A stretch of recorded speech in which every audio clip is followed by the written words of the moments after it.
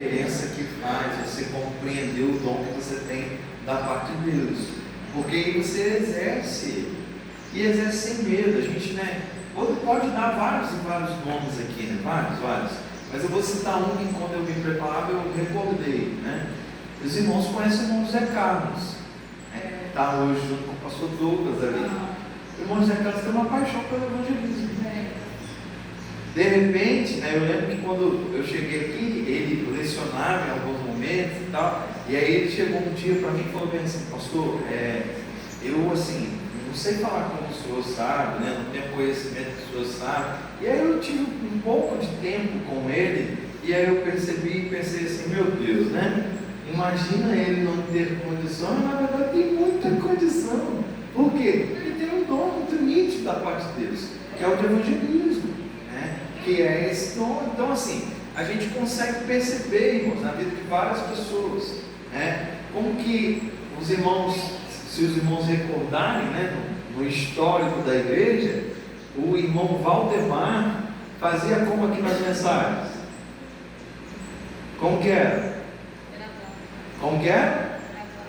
Gravava a mensagem e colocava aqui um radinho para tocar a mensagem, Aí você vai dizer assim: não tem dom. Como que não tem, irmão? Usava o dom que Deus o tinha dado, que era de evangelizar. Tinha algumas situações peculiares aí, talvez fosse a dificuldade de estar diante do público, falar em público qualquer coisa, mas isso não travava o dom espiritual que Deus tinha. Era um evangelista, então anunciava a palavra através de uma mensagem gravada, Era muito mais tecnológico do que nós estamos imaginando, porque já usava a transmissão da palavra em áudio, Já conseguia. A gente está achando que está abafando nesse tempo. Profético isso, né? Já estava lá. Então, assim, é entender que em cada tempo, em cada geração, Deus vai usando pessoas como dom para ministrar a nossa vida. Amém? Até aí? Amém. Glória a Deus. Vamos então, irmãos, para o último dom nessa lista, Aqui está sendo trabalhado pastor e mestre, como se fosse algo em conjunto, Pastor e mestre. Depois você pode, compreendendo isso, você pode distinguir uma coisa da outra. Então vamos lá. Uma função, qual é o conceito do dom de pastor e mestre? Uma função de liderança na igreja que combina o cuidado pastoral, que seria o guiar, proteger, nutrir o rebanho, com o dom do ensino, que é instruir na palavra de Deus. Como que a gente compreende esse dom? Geralmente considerado um dos mais importantes ministérios da igreja local, pois envolve tanto o pastoreio quanto a edificação doutrinária. Então olha que coisa interessante, irmãos. Existem pessoas, e aí vocês precisam ver isso e entender isso. Existem pessoas que vão viver um dom, não deixando de existir outro, mas tendo um com maior notoriedade.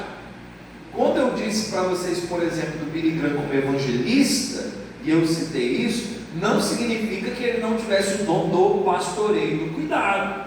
É porque a gente visivelmente encara o dom de evangelismo como algo que está presente nele, está real nele. Agora olha só, é possível, e aqui entra uma situação bem interessante, é possível que um pastor local não tenha a ênfase do dom de evangelismo, daquele sentido que a gente falou hoje, de parar no posto de gasolina e ir falando com todo mundo em todo lugar fazendo, mas ele seja alguém que tem um dom espiritual do pastoreio, que está voltado para o cuidado. Então funciona mais ou menos assim, para a gente entender. Alessandro tem o dom de evangelista, mas não tem o dom de pastoreio e de cuidado ainda, Alessandro. Depois a gente olha aí, mas está lá.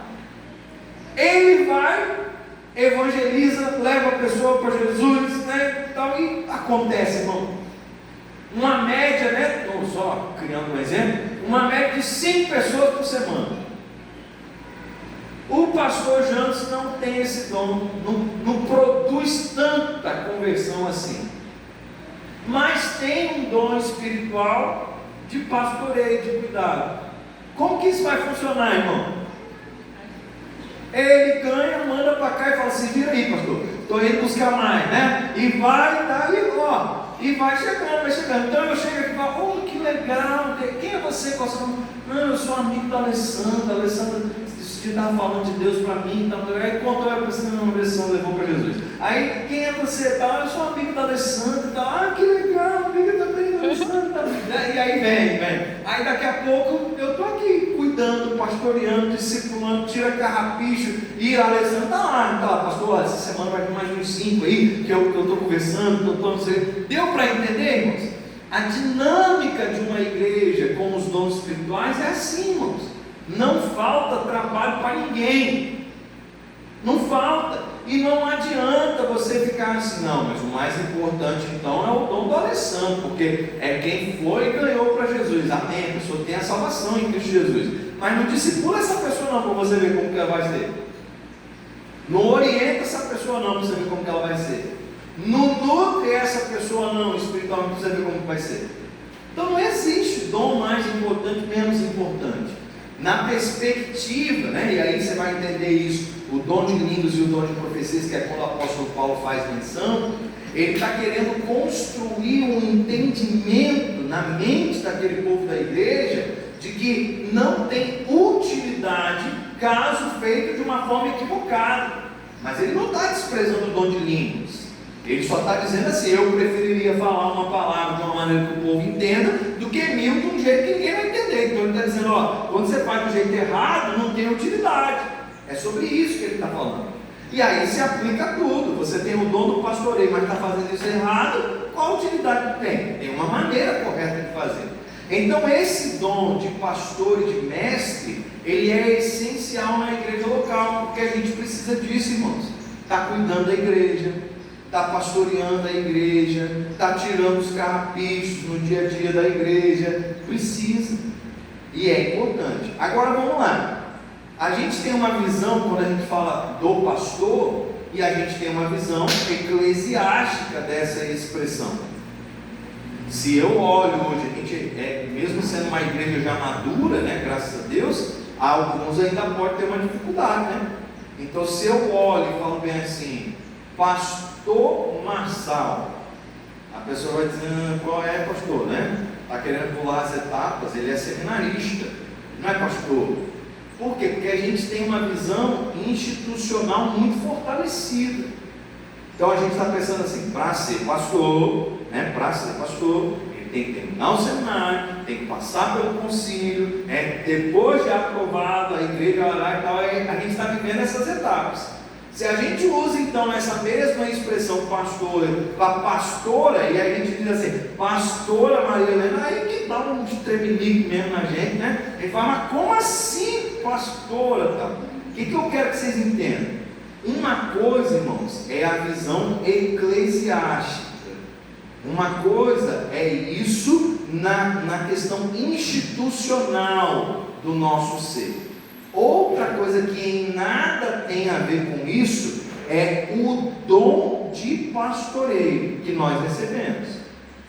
Pastor, do que o senhor está falando? Olha as características do dom de pastoreio, vou voltar nelas: guiar, proteger e nutrir. Aí eu pergunto para você: é possível que o Marçal tenha essas características, guiar, proteger, nutrir, mesmo como seminarista? É ou não é possível?